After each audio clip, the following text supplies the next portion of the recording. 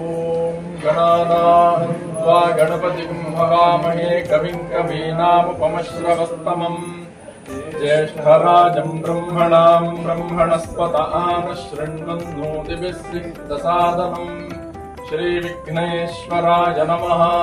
प्रणो देवी सरस्वती वाजेभिर्वाजिनीमती धीनामवित्र्यवतु आनो दिवो बृहतः पर्वतादा सरस्वती यजतागन्तु यज्ञम् अवन् देवी जुजुषाणो घृताची शक्मान्नो वाचमुशते शृणोतु। श्रीसरस्वत्यै नमः। श्रीराजराजेश्वर्यै नमः। व्यासा पद्मासनस्था विपुलकटिकटी पद्मपत्रायता श्रीगम्भीरावर्तनाभिस्तनवरनमितशुभ्रवस्त्रोत्तरीयः लक्ष्मीर्दिव्यैर्गजेन्द्रैः मणिगणसहितैः स्नापिता हेमकुण्डैः नित्यं सा पद्महस्ता मम सतगृहे सर्वमाङ्गल्ययुक्ताः। ओं गुरुभ्यो नमः। ओं गणपतये नमः। ಶ್ರೀಮದ್ರಾಜರಾಜೇಶ್ವರಿಯೇ ನಮಃ.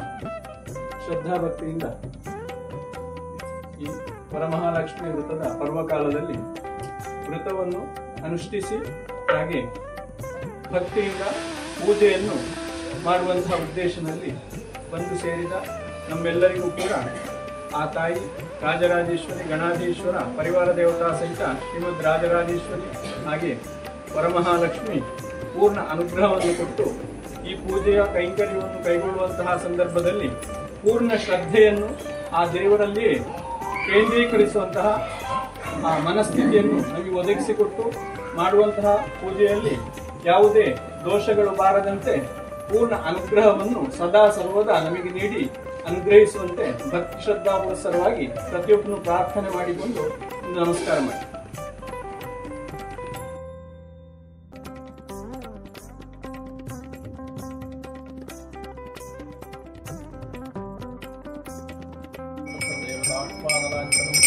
केशवक्षोहर श्रीमान् सर्वासुरविनाशनः अनेकघण्टामब्धर्चा पादयेत्तां मनोहरं देवो देवानचित्रोक्तो जीवो देवस्तदाशिवः यजेदज्ञाननिर्माल्यं सोऽहं भावेन पूजयेत् तत्तोज्ज्वलकाञ्चनेन रचितं तुङ्गाङ्गरङ्गस्थलं शुद्धस्फाटिकभित्तिकावृत्तिस्तं वैष्टैमेश्वरैः द्वारैश्चामररत्नराजकथितैः शोभामहीर्मण्डितैः तत्रान्यैरपि चित्रशङ्खधवलैः प्रोद्भासैः मुक्ताजालविनम्रमण्डविषुतैर्वज्रैष्टसोपादकैर्नानारत्ना विनिर्मितैश्च कलशैरत्यन्तशोभामहम् वाणिज्योज्ज्वलदीपदीप्तरचितैर्लक्ष्मीविलासास्पदम् ध्यायेन्मण्डपमर्चनैश्च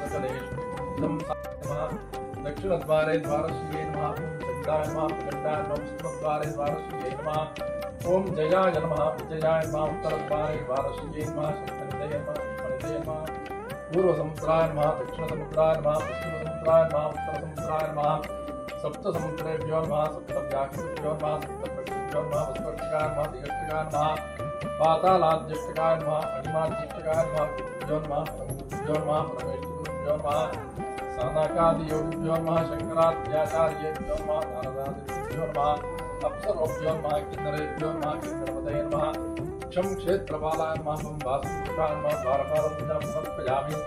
ओम श्रीं परमात्मा विशेषगुरुपारम्परे क्रमेण स्वगुरुपादाम्बुजं यावत्तावत् प्रणोमि आसनमध्यस्थित्याः मेरुपुष्पविषेत्तलं चन्दः कुर्मो देवता आधारकमलासनाय नमः। आसने विनियोगः वस्तुप्रयासतारुकादेवी कृष्णनाप्रता पञ्चधारयमान् देवी शान्तये श्री भगवतो महापुरुषरात्रेव श्रीविष्णुराज्यजा प्रवर्तमानस्याद्युर्ब्रह्मणो द्वितीयपरावृद्धे श्वेतपराकृत्ये कलियुगे प्रथमपादे जम्बूद्वीपे भारतवर्षे प्रखण्डे दक्षिणपार्श्वे ददाग्ने शाल्वान्ये बौद्धावतारे परशुरामक्षेत्रशाब्दे स्वर्तमानव्यावार्ये नाम संवत्सरस्य दक्षिणाजने वर्षऋतौ श्रावणमासे समस्त भक्त वृंदानाम् आयुरारोग्य ऐश्वर्याभिवृद्ध्यर्थं धर्म अर्थ काम मोक्ष चतुर्विध फलपुरुषार्थसिद्ध्यर्थं आदित्यादीनां नवानां ग्रहाणां शुभेकादशस्थान फलाभार्थं श्री राजराजेश्वरी देवी पूर्णानुग्रह प्राप्त्यर्थं वरमहालक्ष्मी देवी पूर्णानुग्रह प्राप्त्यर्थं सर्वत्र विजय प्राप्त्यर्थं समस्त दोष परिहारार्थं समस्त भक्तजनानां सर्वत्र विजय प्राप्त्यर्थम् आयुरारोग्य ऐश्वर्याभिवृद्ध्यर्थम् धन कनक वस्तुवाहनादि सकलाष्टैश्वर्य प्राप्त्यर्थम् गजान्त लक्ष्मी प्राप्त्यर्थम् समस्त दोष परिहारार्थम् समस्त रोग परिहारार्थम् समस्त भक्तजनानां आयुरारोग्य ऐश्वर्याभिवृद्ध्यर्थम् श्री वरमहालक्ष्मी देवी नमः। मातृ श्री वरमहालक्ष्मी देवी पूजाराधनं कर्म करिष्ये। निर्विघ्नं गुरु गणपति स्मरणं करिष्ये। गुरु ब्रह्मा गुरु विष्णु गुरु साक्षात् महेश्वरः गुरुरेव जगत् सर्वं तस्मै श्री गुरवे नमः। वक्रतुण्ड महाकाय कोटिसूर्य समप्रभा निर्विघ्नं कुरु मे देव सर्वकार्येषु सर्वदा। प्रार्थनां समर्पयामि बीजपूजां करिष्ये। आधारशक्तिये नमः मूलप्रकृतिये नमः ब्रह्माय नमः अनन्ताय नमः वास्तुपुरुषाय नमः पृथिव्यै ऐं श्रीं विकृत्यै नमः। ॐ ऐं ह्रीं श्रीं विद्यायै नमः। ॐ ऐं ह्रीं श्रीं सर्वभूतहितप्रदायै नमः। ॐ ऐं ह्रीं श्रीं रमायै नमः। ॐ ऐं ह्रीं श्रीं पद्ममालाधरायै नमः। ॐ ऐं ह्रीं श्रीं देव्यै नमः। ॐ ऐं ह्रीं श्रीं पद्मिन्यै नमः। ॐ ऐं ह्रीं श्रीं पद्मगन्धिन्यै नमः। ॐ ऐं ह्रीं श्रीं रण्यगन्धायै नमः। ॐ ऐं ह्रीं श्रीं सुप्रसन्नायै नमः। ॐ ऐं ह्रीं श्रीं प्रसादाभिमुख्यै नमः। ॐ ऐं ह्रीं श्रीं प्रभायै नमः। ॐ ऐं ह्रीं श्रीं चन्द्रवरदायै नमः। ॐ ऐं ह्रीं श्रीं चन्द्रायै नमः। ॐ ऐं ह्रीं श्रीं चन्द्रसहोदर्यै नमः। ॐ ऐं वन्दे श्रीगुरुपदद्वन्द्वम् अवाङ्मानसगोचरम् रक्तशुक्लप्रभामिश्रितम् तदर्घ्यं त्रैपुरम्। ॐ गुरुब्रह्मा गुरुर्विष्णु गुरुर्देवो महेश्वर गुरु साक्षात् परं ब्रह्म तस्मै श्री गुरवे नमः। वन्दे श्रीमद्राजराजेश्वरी नमः। श्री महालक्ष्मी नमः। ಭಕ್ತಿ ಶ್ರದ್ಧೆಗಳಿಂದ ಸಮಸ್ತ ಭಕ್ತರು ಈ ಪರ್ವಕಾಲದಲ್ಲಿ ವರಮಹಾಲಕ್ಷ್ಮೀ ದೇವಿಯ ಪೂರ್ಣ ಅನುಗ್ರಹ ಹಾಗೆ ಅಖಿಲಾಂಡ ಕೋಟಿ ಬ್ರಹ್ಮಾಂಡ ನಾಯಿಕೆ ಶ್ರೀಮದ್ ರಾಜರಾಜೇಶ್ವರಿಯ ಪೂರ್ಣವಾದಂತಹ ಕೃಪೆಗಾಗಿ ಪ್ರಾರ್ಥಿಸಿಕೊಂಡು ಪರ್ವಕಾಲವಾದಂತಹ ಈ ಸಂದರ್ಭದಲ್ಲಿ ನೀಡುವಂತಹ ಒಂದೊಂದು ಸಮರ್ಪಣೆಗಳಿಗೂ ಕೂಡ ಅಕ್ಷಯವಾದಂತಹ ಫಲಗಳು ಅಂತೇಳಿ ಈ ಶಾಸ್ತ್ರಗಳು ಹೇಳ್ತಾ ಇದ್ದಾರೆ. ಈ ವರಮಹಾಲಕ್ಷ್ಮಿ ವೃತ ಅಥವಾ ವರಮಹಾಲಕ್ಷ್ಮಿ ಪೂಜೆಯನ್ನು ಮಾಡಿದ್ರೆ ಏನು ಫಲಗಳು ಅಂತ ಹೇಳಿ ನಮ್ಮ ಪುರಾಣಗಳಲ್ಲಿ ಸವಿವರವಾಗಿ ಸೂತ ಪುರಾಣಿಕರು ಸೂತ ಋಷಿಗಳು ಸೂತ ಮುನಿಗಳು ನಮಗೆ ವಿವರಿಸಿದ್ದಾರೆ. ಹಾಗಿದ್ರೆ ಈ ವರಮಹಾಲಕ್ಷ್ಮಿ ವೃತ ಅಂತ ಹೇಳುವಂಥದ್ದು ಯಾಕೆ ಬೇಕು? ಇವತ್ತಿನ ಈ ಕಲಿಯುಗದಲ್ಲಿ ಯಜ್ಞ ಇರ್ಬೋದು, ಜಪ ಇರ್ಬೋದು ಅಥವಾ ಪೂಜೆಗಳಿರ್ಬೋದು, ನಮಗೆ ಶಾಸ್ತ್ರೀಯವಾಗಿ ವೈದಿಕವಾಗಿ ಅಥವಾ ಪೌರಾಣಿಕವಾಗಿ ತಾಂತ್ರಿಕ ವಿಧಾನಗಳಲ್ಲಿ ಮಾಡಿಕೊಳ್ಳುವಂತಹ ಸಾಮರ್ಥ್ಯ ನಮ್ಮ ಈಗಿನ ಮನುಷ್ಯರಿಗೆ ಬಹಳ ಕಡಿಮೆ. ಒಂದು ಕ್ಷಣ ಕೂಡ ನಮಗೆ ಕಣ್ಣು ಮುಚ್ಚಿಕೊಂಡು ಆ ದೇವರ ಪೂರ್ಣ ಮೂರ್ತಿ ಕಲ್ಪನೆಯನ್ನು ಮಾಡಿಕೊಳ್ಳುವುದು ತುಂಬಾ ಕಷ್ಟ ಸಾಧ್ಯ. ಹಾಗಿದ್ರೆ ಅದಕ್ಕೆ ಕಾರಣ ಏನು ಅಂತ ಹೇಳಿದ್ರೆ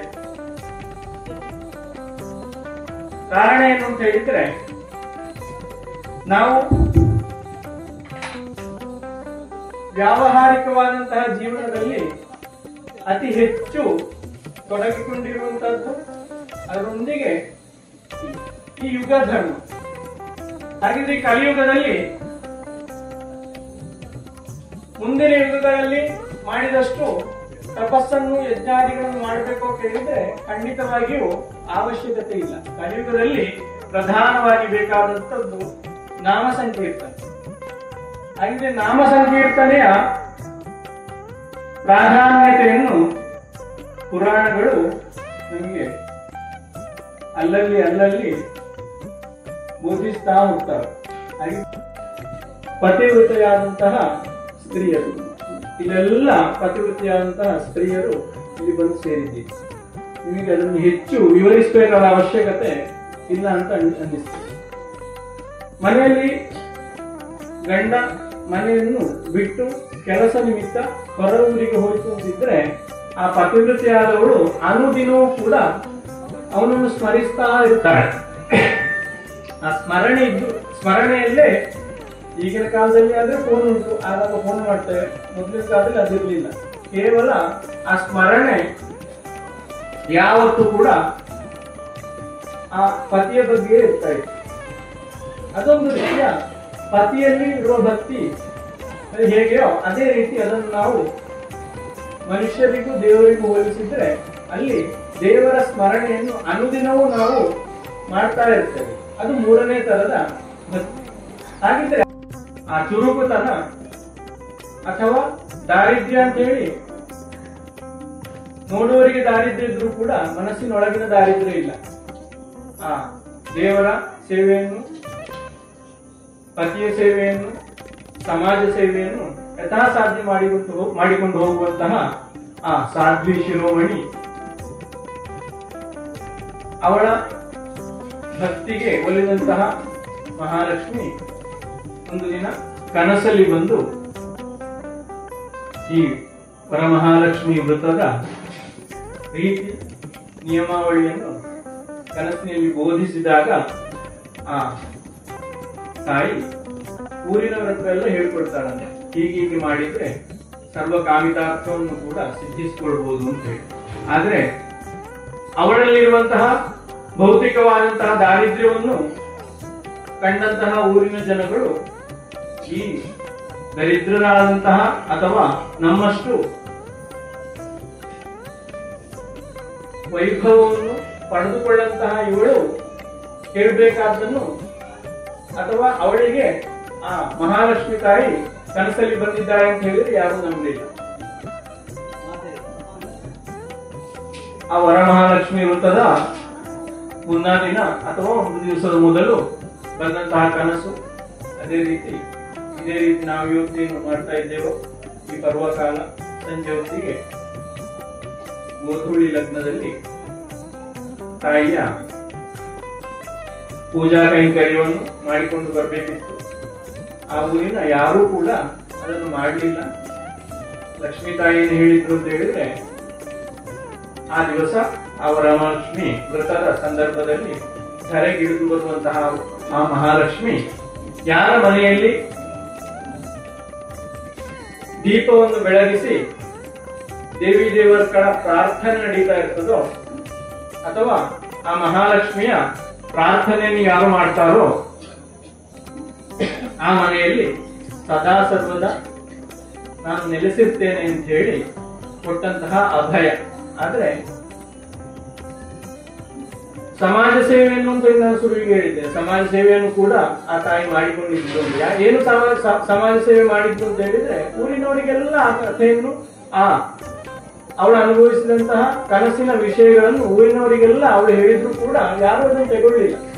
ಸೇವೆಯನ್ನು ಮಾಡಿದ್ರು ಕೂಡ ಅದನ್ನು ಗುರುತಿಸುವಂತಹ ಜನಗಳು ಇವತ್ತಿನ ಕಾಲದಲ್ಲಿ ಕಡಿಮೆ ಅಂತ ಹೇಳುವಂತಹದ್ದನ್ನು ಸೂತ ಪುರಾಣಿಕರು ಆ ರೀತಿಯಲ್ಲಿ ನಮಗೆ ಬೋಧಿಸ್ತಾರೆ ಅಂತ ನಾನು ಹೇಳ್ತೇನೆ.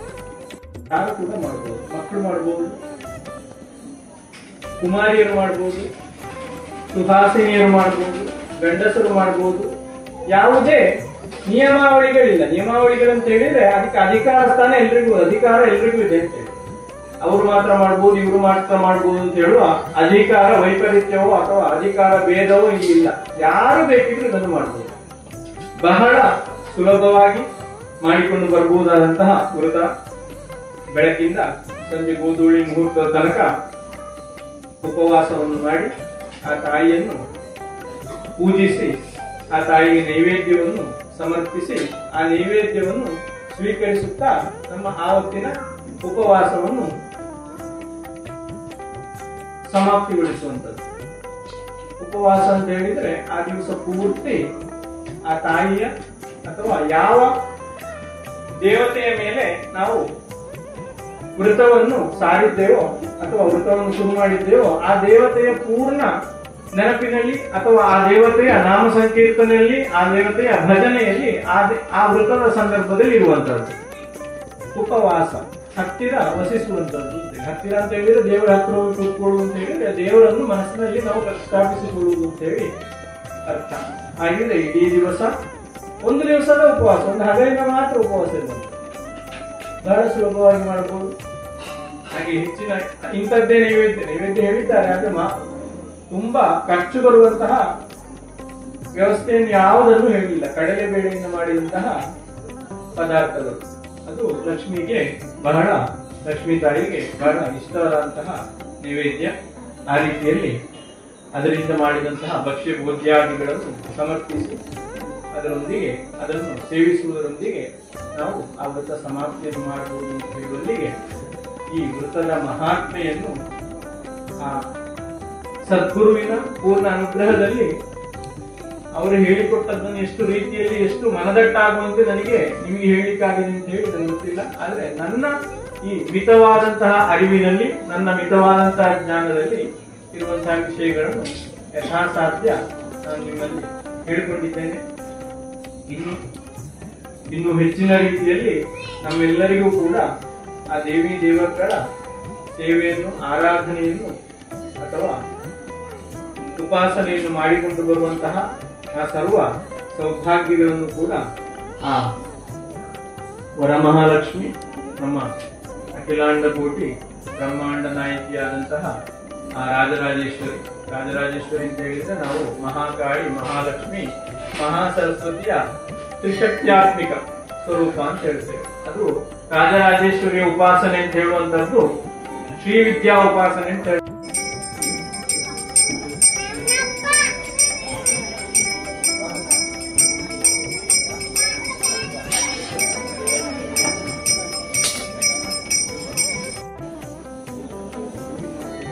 ಮಂಗಳಾರತಿಗೆ ಆಯ್ತು, ನಿಂತ್ಕೊಳ್ಳಿ.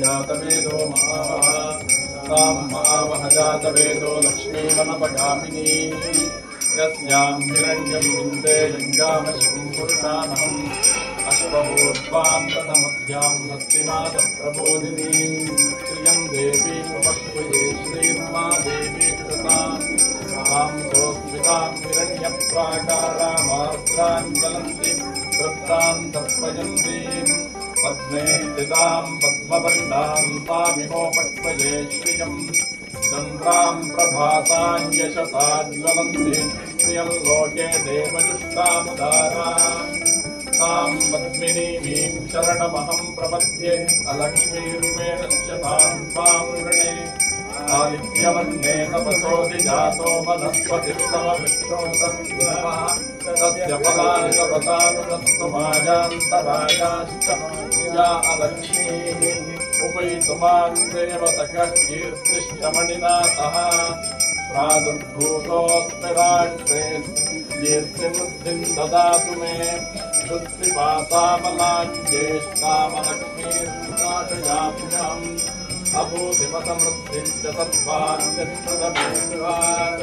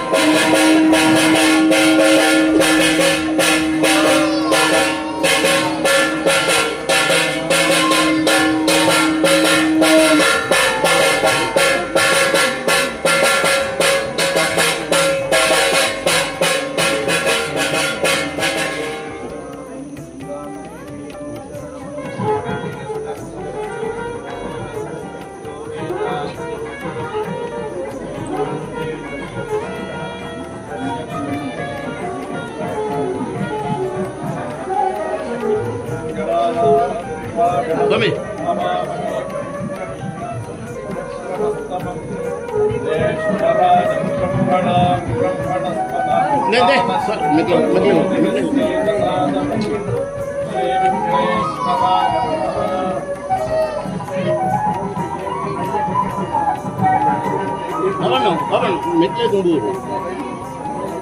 ದೇವರ ನಾಮ ಸಂಕೀರ್ತನೆ ಅಥವಾ ದೇವರ ಪೂಜಾದಿಗಳು ಪೂಜಾ ಕೈಂಕರ್ಯಗಳಲ್ಲಿ ಭಾಗಿಯಾಗುವಂತಹದ್ದು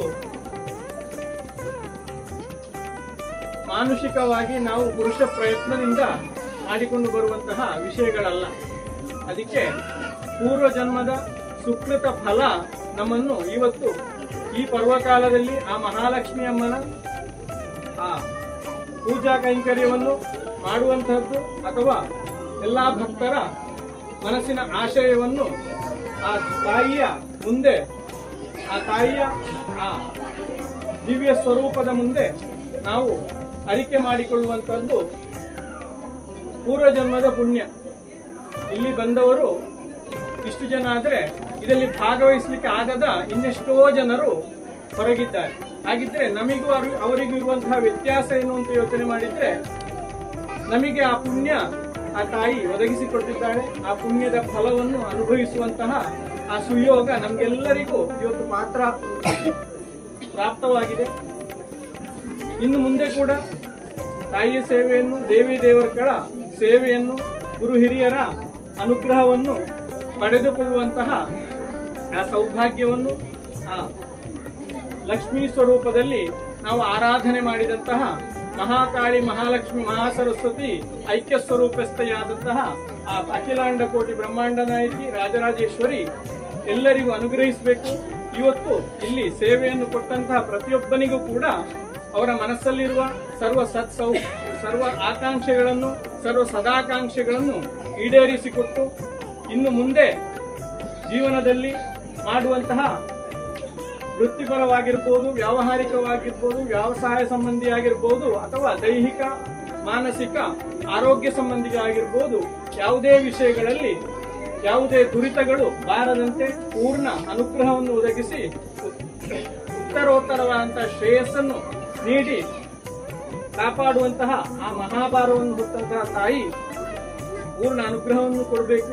ನಾವು ಕಥೆಯಲ್ಲಿ ಯೋಚನೆ ಮಾಡಿದಂತೆ, ಹೇಳಿಕೊಂಡಂತೆ ಅಥವಾ ಆ ಗುರು ಹಿರಿಯರ ಮಾತನ್ನು ಪುನರುಚ್ಚರಿಸಿದಂತೆ ಆ ವಿಶೇಷವಾದ ಭಕ್ತಿ ನಮ್ಮ ಅಸ್ತಿತ್ವವನ್ನು ಬಿಟ್ಟುಕೊಟ್ಟು ಆ ನದಿ ಹೇಗೆ ಸಮುದ್ರವನ್ನು ಸೇರ್ತದೋ ಆ ರೀತಿಯಲ್ಲಿ ನಮ್ಮ ಅಸ್ತಿತ್ವವನ್ನು ಆ ದೇವರ ಅಸ್ತಿತ್ವದೊಂದಿಗೆ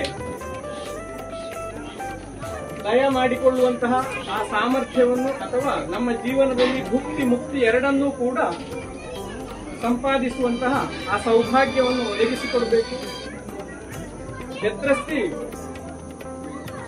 ಎಲ್ಲಿ ಭೋಗ ಇದು ಯತ್ರಸ್ತಿ ಭೋಗ ನ ಚ ತತ್ರ ಮೋಕ್ಷ, ಯತ್ರಸ್ತಿ ಮೋಕ್ಷ ನ ಚ ತತ್ರ ಭೋಗ.